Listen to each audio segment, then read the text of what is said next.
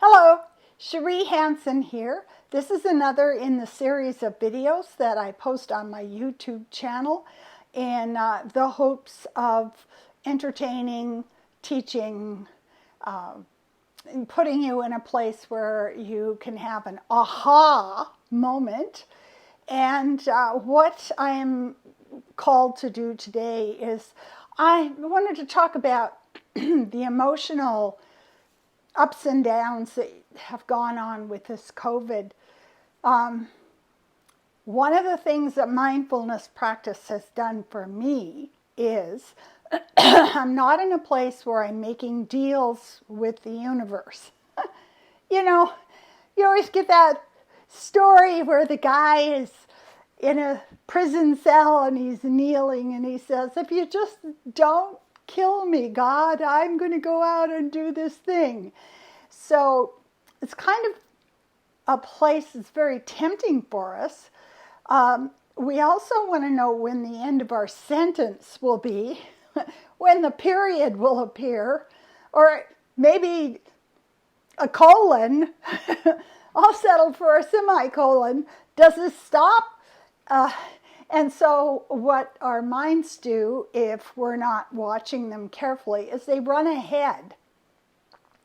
They run ahead into the future because we want to make a deal with the future. We want to say to the future, if you just let me out of here, if you just stop the fires, if you just have clean air, if you just stop the ever cycling higher COVID, which we have in the area where I'm living, then I can be content or happy or make plans.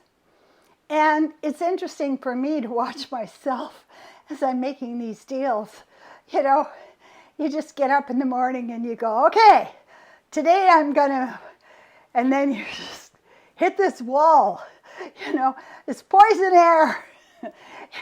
You look out the window and there's smoke everywhere. People are being evacuated and the hospital's filling up. And, you know, as I said to the pharmacist the other day, I went in to get a prescription and he suggested to me that I get a prescription for the next 6 months. And I'm thinking, does he know something I don't know? You know, I mean, does this mean that we're going to be on our own little islands and we have to survive with whatever we've managed to gather into our dwelling caves? And so this concept of not knowing is something that can trigger a lot of childhood trauma. I don't know what's going to happen. It feels bad. Now let me find somebody to get pissed off at. Because then you get a big burst of adrenaline and you know who the bad guy is. It's that person over there who's not doing something the way you want it to be done. And I think that's the biggest takeaway I've had from this entire, oh, good Lord, it's going to be 2 years soon, period, is how so much of my contentment and happiness relies on me knowing what's going to happen in the future. And that's laughable. I mean, that's stand-up black humor right there. Because you're born into this meat body and we never know what's going to happen. So one thing that helps me with that is if I look at all the times I thought I had my life under control, those were usually the worst times. That feeling of a certain amount of arrogance and blitheness that comes with believing that I've got control instead of the absolute, I'd say, absence of a sense of control. Being in a place where we just embrace the fact that we're human. We're born into a very, very fragile vehicle, and we don't know what's going to happen. I was really interested to watch my own behavior because I got into streaming services pretty heavily. I think after after all this disaster is over, there's a good market for people to have interventions and come into people's homes and remove their eyes and their minds that are sucked onto streaming screens to just numb us out. I'm just watching myself like, what did I do yesterday? Oh God, I spent 5 hours watching somebody else live a life. And I know the reason for that. The reason for that is because there's a through line. There's going to be a conflict. It's going to come to a denouement. And at the end, somebody will die. Somebody will be crowned king. Somebody will be victoriously, gloriously in love. And our sense of not knowing is causing this sense of emptiness. So for me, I understand what I'm doing. Well, at least there's a plot. There's no plot here. I said to the clerk the other day, I said, all that's missing in the area where I'm living are pterodactyls. That's all we're missing. Sharknado, no, it's pterodactyls just swooping down out of the sky and grabbing us. But I do know that my mindfulness practice can be looked at objectively by simply examining the quality of my sleep. Sorry, I'm choking on the toxins in the whole valley. If I slept a deep sleep and I had an extended REM sleep, what that means is, now this is how I see physiology. The tiny little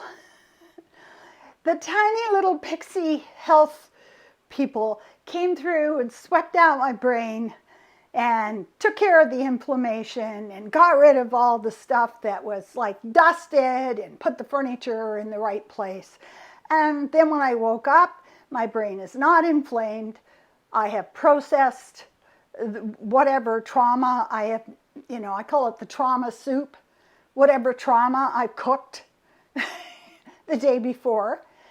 And then I know I'm okay if I have my sense of humor back. And that's always the indicator for me. If I have a sense of humor about everything, then I know that I've come to a place where I'm inhabiting the present. I'm not relying on the future. I will be happy only if you show up this way. I'm not relying on authority. I can only feel safe if you show up and take care of me. I'm not relying on the world being logical and predictable, because frankly, that way lies madness. I mean, if you really think that, you're going to end up in a straitjacket in your mind. And man, the little pixies that are trying to straighten out your mind at night are going to be very, very, very, very busy. So, as we go through all of these things, I come to this place where somebody who doesn't live here said, is the smoke bad? Do you have toxic smoke again? Do you have spiraling Delta COVID cases again? And I say to them, as long as I can look out the window and there aren't 400 feet tall flames, I just figure it's a good day. So this is what I'm saying to you. Let's not make a contract with the world that I can only be happy, content, and I can only feel safe if I feel like I'm in control, because that's crazy talk. Anyway, thank you very much. Do get a hold of me as a spiritual coach, as a psychic channel, as somebody who has spent decades counseling people and reading their energy and helping them form a plan of how to renew who they are in an optimistic way. Thank you so much.